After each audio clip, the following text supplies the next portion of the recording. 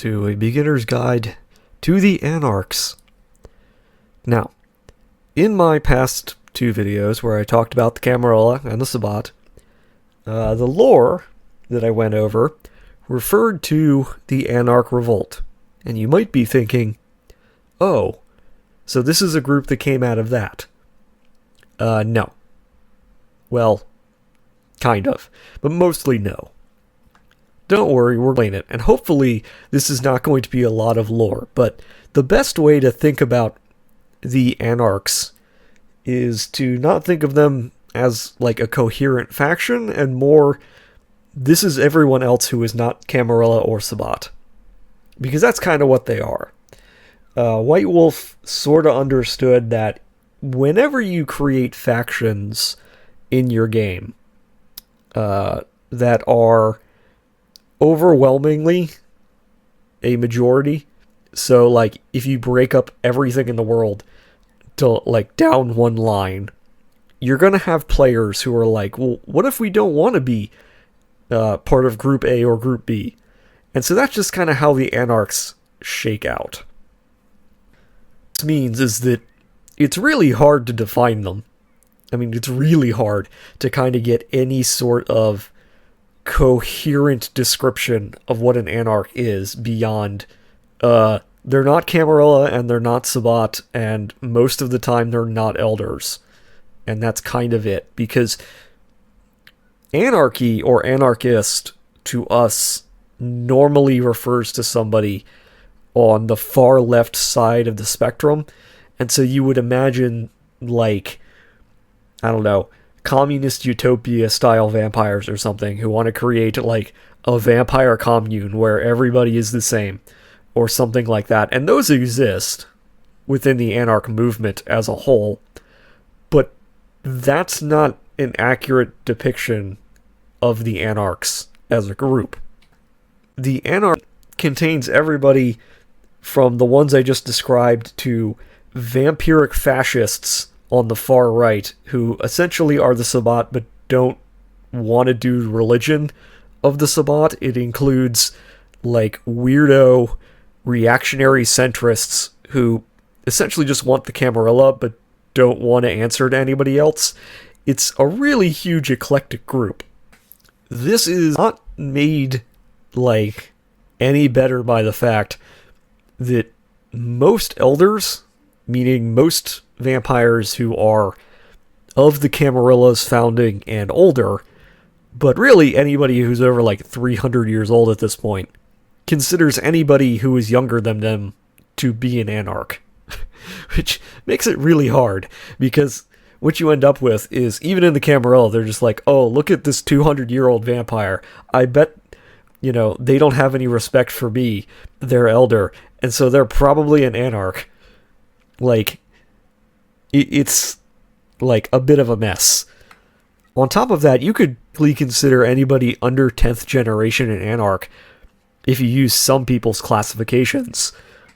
So, okay, talk about the Anarchs. The only way to really grasp what the Anarchs are or how they work from like a player perspective or a storyteller perspective is to separate them into two groups.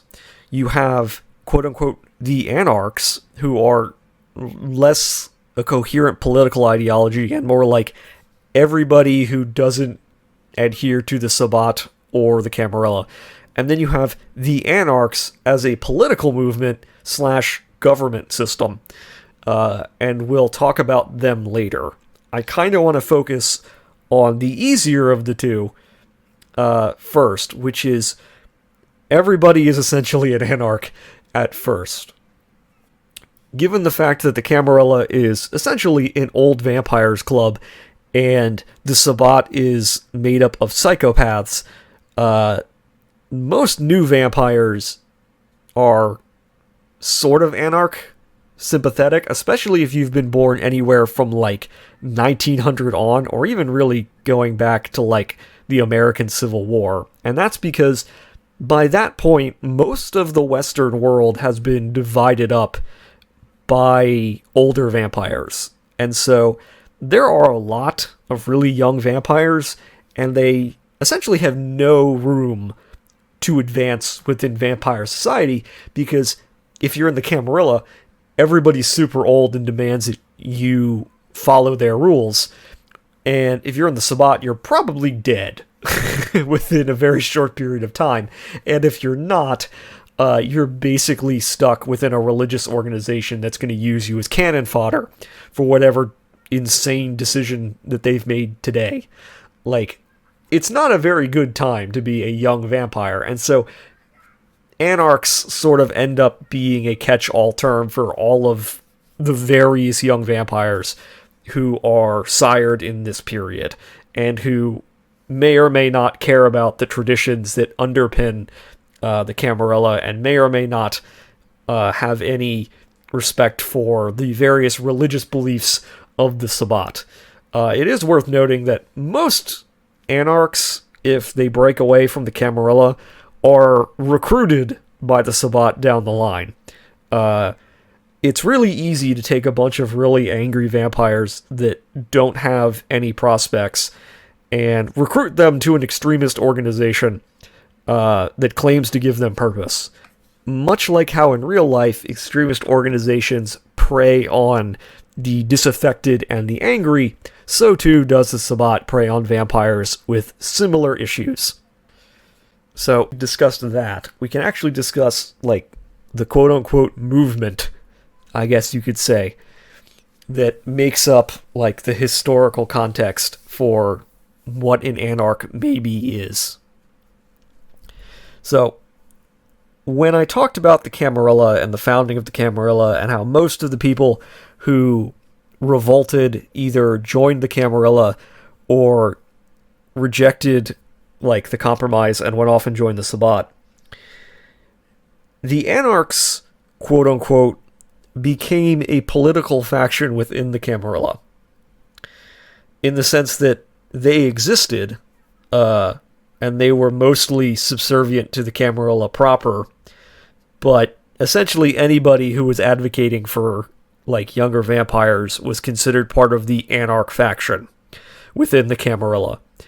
And after the Anarch revolt was quelled, the Anarchs essentially were toothless at that point, because, like, the Camarilla had them all bloodbound, or at the very least had shown that they were not powerful enough to overthrow the will of the elders. And this mostly bubbled under the surface for, like, 300 years until, like, modern nights. And that's for a whole host of reasons that I've kind of already gotten into. They're very poorly led. Their political ideologies are all over the map.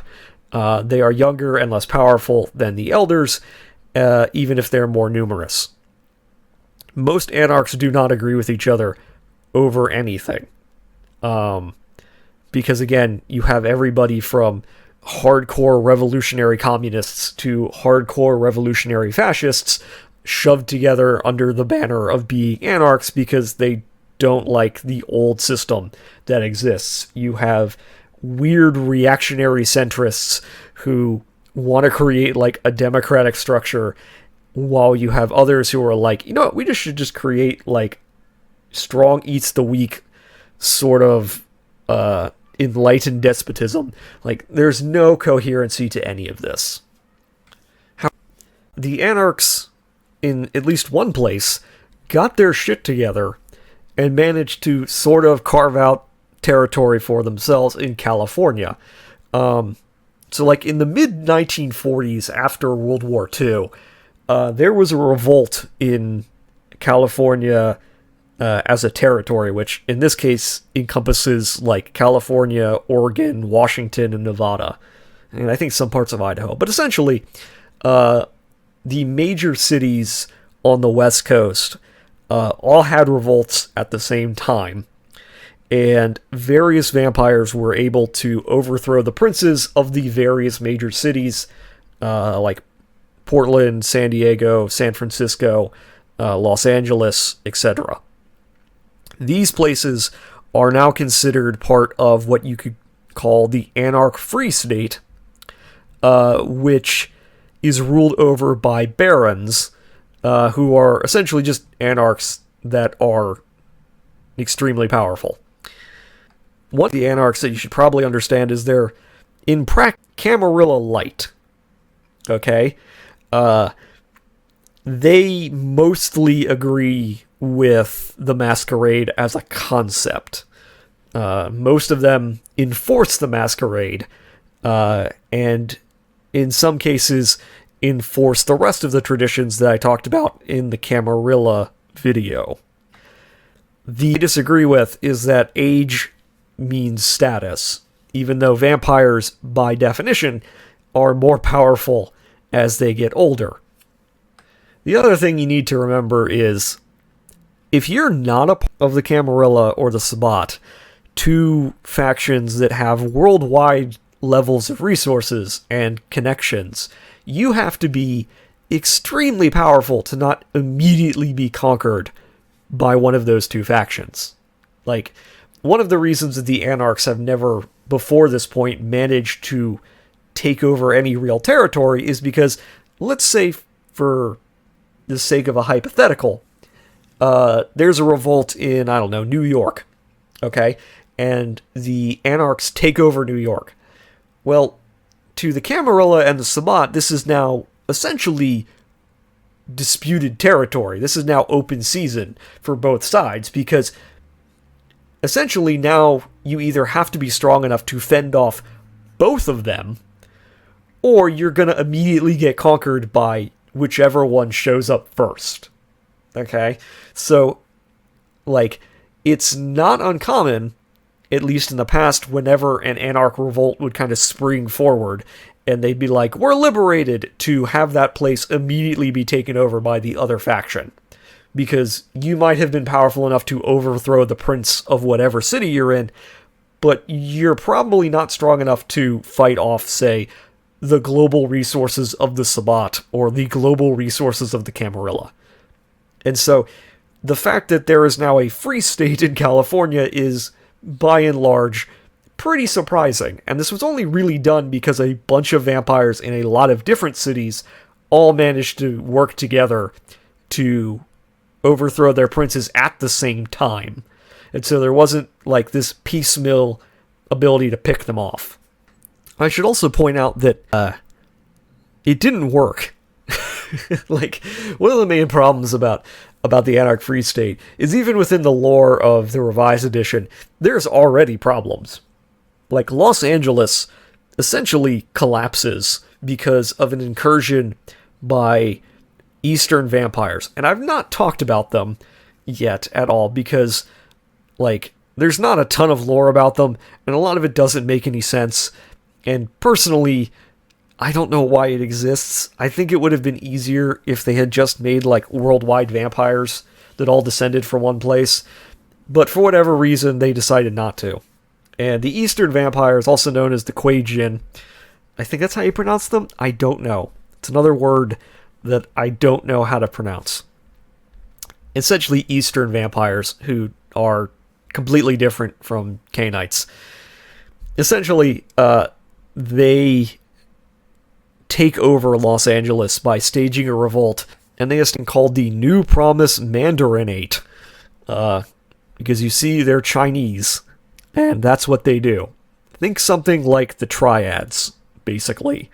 They take over, and then are repetitive. But as you can imagine, this sort of moment of weakness causes the Camarilla to show up and take over again, because the Camarilla always has its shit together, or at least mostly has its shit together, in a way that the Anarchs almost never do. And this is better or for worse. Most of the information that's relevant to the Anarchs ends. Now, you might be thinking, wow, this is a really short episode, but I think the rest of it's going to focus on how do you play an Anarch? Like, what do you do? It's worth noting that, as I said, they're basically Camarilla Light, with some caveats and some carve-outs. I think personally that the Anarchs in most of the lore are underused because there's a limited number of elders in the world by nature. And so I feel like most cities should probably either be Anarch cities, or at the very least should house a relatively sizable Anarch population. Simply because I think it's more interesting. Like, one of the drawbacks, I think, of the original lore, and at the same time one of its strengths, is that it allows for very easy plug and play. Okay? Essentially, it's like, hey, here's a city, here's a structure, it exists everywhere, and you're now under it. And so that kind of works from a roleplay perspective for beginners. Okay? As I said in the Camarilla video, if you've never played a White Wolf vampire game before, just assume that it's a Camarilla city, because it'll be way easier than trying to deal with the Sabbat or the Anarchs. However, if you're a slightly more advanced player, I personally think that more cities should be quote-unquote Anarch cities, even if they pay lip service to the Camarilla. And the reason is that Anarchs have a completely different structure, kinda, than the Camarilla. So the Camarilla, obviously, is an old vampires club, and that usually means the most powerful vampire rules. Or at least the most effective vampire rules, who can kind of corral everybody else into allowing them to rule through force or otherwise. And that usually means that individual cities have one prince, and everything is very centralized, and everything is very, like, top-down. Anarchs, on the other hand, are usually not so top-down. They have barons, and barons are basically princes, but cities can have multiple barons, and there can be barons in cities that have princes. Okay? A baron is essentially just a figurehead / leader of a group of anarchs who may or may not have power. And so you can play around with this concept of, okay, there are multiple barons, and the different barons all sort of squabble amongst themselves, but rule over a territory. And you can do, essentially, a game without a prince. Like, a better way to think of barons is not as princes, but as primogen. Just for groups rather than clans. So, like, you have a group, and it's made up of a bunch of different members of different clans, and they all follow this dude. But his job is basically the same as a primogen's job.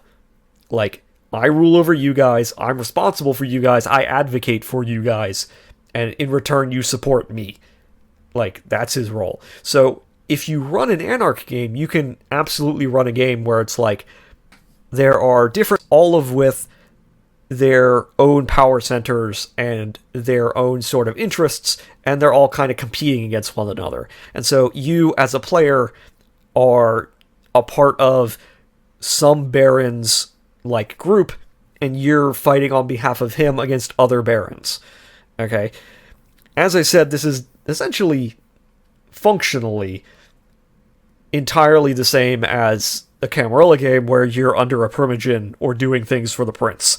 Like, this is what I mean when I say they're basically Camarilla light. It's, if you want to run a game but you don't want it to be, like, all about elders, if you want it to feel like there's more fluidity in the game than there actually is. In my video, you can absolutely do a game where all the players are primogen. Okay? And much in the same way, you could absolutely run a game where all of your players are barons of a city who all have to, like, collaborate and solve the problems of the city. Like, you can do that. Like, you can have them fighting off incursions by the Camarilla and the Sabbat. You can have them managing problems caused by younger members who, even in a democratic-leaning system of an Anarch, might think it's not democratic enough. We need more democracy, always more democracy about everything, despite the fact that this would cause essentially nothing to get done. You can have them fighting off right-leaning anarchs who are like, actually, despotism is the way to go. You can really do much of anything in a way that you can't in a Camarilla game. Because obviously, if you're playing a Camarilla game and your players are like, we want to overthrow the system, they're just all going to meet final death. Like, they're just all going to be destroyed. Like, that's going to be your game. That's a Sabbat game, essentially, at that point. In an Anarch game, you can be like, yeah, we're absolutely going to overthrow the system and not have it end with everybody dying horribly. Because an Anarch game offers the opportunity for the players to kind of seek revolution without the revolution consuming them most of the time. The thing is that it allows for lots of different vampires who might otherwise be bound to individual clans that are at war with each other officially. So, for example, if you're in a Camarilla game, you can't play as the Fiends. Okay, you can't play as the La Sombra because those are Sabbat clans, and Sabbat-only clans. If you're in the Sabbat, you're probably not going to be allowed to play as a Tremere because the Tremere are all members of the Camarilla. I mean, there are exceptions in the Tremere that have managed to get out, but they are few and far between. Okay, and so it's like, if you're in an Anarch game, you have young Fiends or young La Sombra who are like, yeah, fuck the clan. Rubbing elbows with Tremere who are like, yeah, fuck the clan. You can do that. You can have these kind of different things. You can also have clanless vampires, and I haven't really talked about the Panders or the Caitiff very much because I don't think they're that important for players.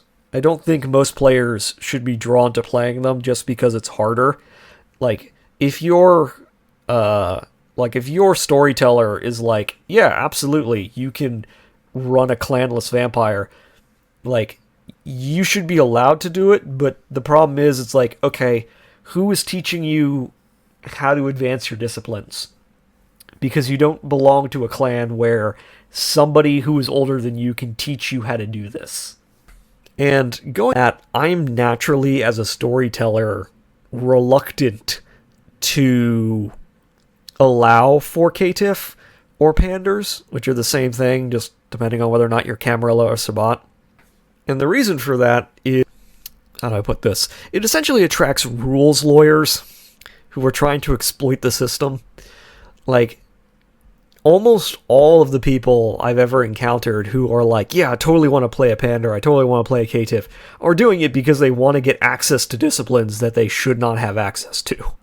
Like, with people who, oh, I'm a Caitiff, and that's why I have access to Quietus, but I'm not an Assamite. Or, I want access to the Sedite discipline, despite the fact that, like, I'm not a Sedite. Or you end up in a Camarilla game where they're like, I want to have access to vicissitude, which means they're like, which is the flesh crafting discipline of the Fiends. And it's like, yeah, no. You're in a Sabbat game. We're not giving you thaumaturgy because you're a Pander. Like, no. This is rules lawyering, and it attracts rules lawyers. But in an Anarch game, this can be an interesting dynamic, as long as you're willing to kind of rein in, how should I put this, more devious players, I guess you can say. Like, being able to rein in the people who are trying to rules lawyer can result in people playing clanless vampires that kind of work in an Anarch game, because it adds to sort of the vibe that you're looking for, where it's like, it's us against the world, and, we're not a part of the system, man. And that's sort of it, okay? Like, there's not much else to talk about when you're dealing with the Anarchs, because they're just not given a lot to do, and most of the time, in terms of play, you're just kind of doing the Camarilla, but without focusing on the Elder stuff. And so, like, all of the stuff that you would do as a player or as a storyteller, you can do in a Camarilla game, or even really a Sabbat game. But I guess if you're not really interested in the vibe of those games, there's a third option. But it's just kind of like, I don't know, it's just sort of empty unless you're applying it to other things. Like, I don't want to call it flavor text, but that's really what it is. Like, the Anarchs are just kind of flavor text for the world at this point. And I don't know.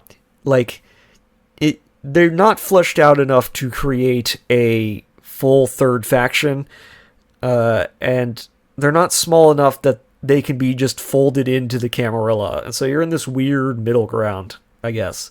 I would say that, by and large, if you're gonna run an Anarch game, you either need to do it in, like, a city where you're like, okay, the whole city is an Anarch city, and neither the Camarilla or the Sabbat run the city. Or you need to be like, there are Anarchs in the city, and they have a Baron, but it's a Camarilla city, and the Prince just sort of, gives lip service to the fact that they exist, because the Camarilla assumes that every vampire is a member of the Camarilla, unless the Camarilla says so. Like, the fact that they're Anarchs doesn't mean anything to the Camarilla, because the Camarilla are like, well, if you're a vampire, that means you're bound by the Camarilla, because we claim ownership of you whether you agree to it or not.